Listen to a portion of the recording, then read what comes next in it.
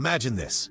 You're scrolling through your feed and suddenly, every conversation, from your barista's rant about rent to your neighbor's complaints about gas prices, circles back to the same gut-wrenching truth.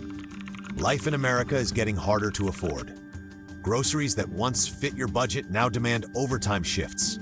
A modest home feels like a distant dream. And don't get us started on college tuition or doctor's bills. If this sounds familiar, you're not alone. In a nation fractured by politics, culture, and endless debates, here's something we all agree on. The affordability crisis is real, and it's crushing families from coast to coast. Welcome to the Stateless Standard, where we cut through the noise. To explore how centralized power creates these messes and how freeing markets can clean them up. Today, we're diving deep into the root causes of this crisis and, more importantly, the straightforward solutions that could turn it around. Stick around. This could change how you vote, spend, and live. Let's get started. First, a quick reality check. This crisis didn't sneak up on us. It toppled a presidency. In 2024, skyrocketing costs handed the White House back to Donald Trump. But fast forward 10 months into his second term, and the pain persists. Off-year elections this month? They're flashing warning lights for the GOP. Both parties are now tripping over themselves to fix it, but their proposals, from band-aids that do nothing to sledgehammers that smash what's left. Why? Because the real culprits aren't mysteries. They're policies that line the pockets of the powerful while squeezing everyone else. Politicians and their cronies thrive on this broken system. But knowledge is power. By understanding the causes, we can hold them accountable. So let's break it down sector by sector.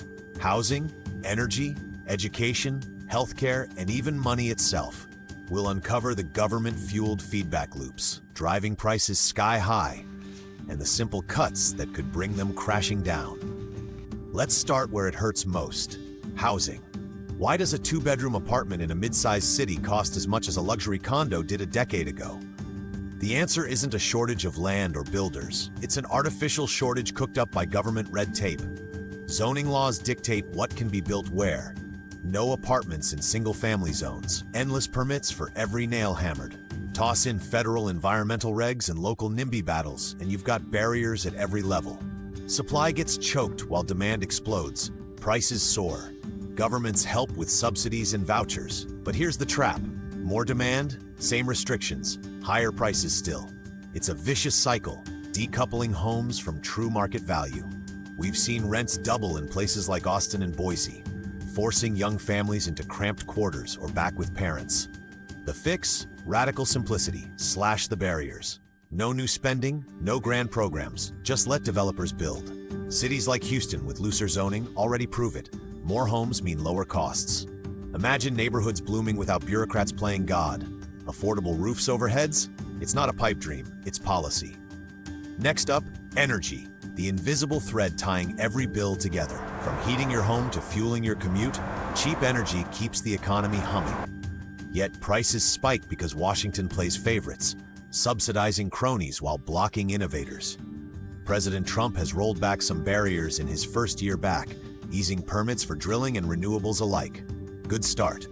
But to make it stick, Congress needs laws locking in deregulation, immune to the next administration's whims.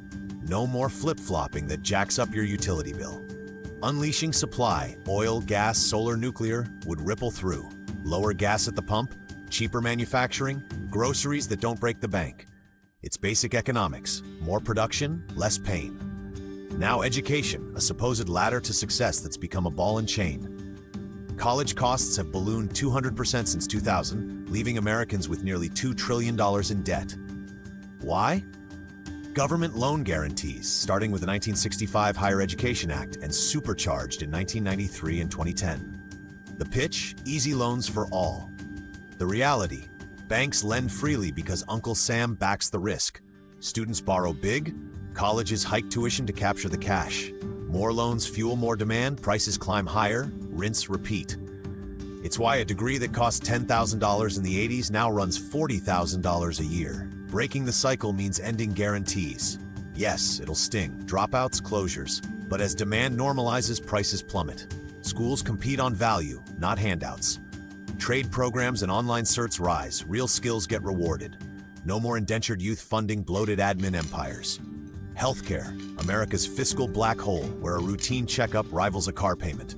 This beast has roots in the progressive era, when the AMA lobbied for monopolies, banning alternative therapies, restricting medical schools. Supply shrinks, prices balloon.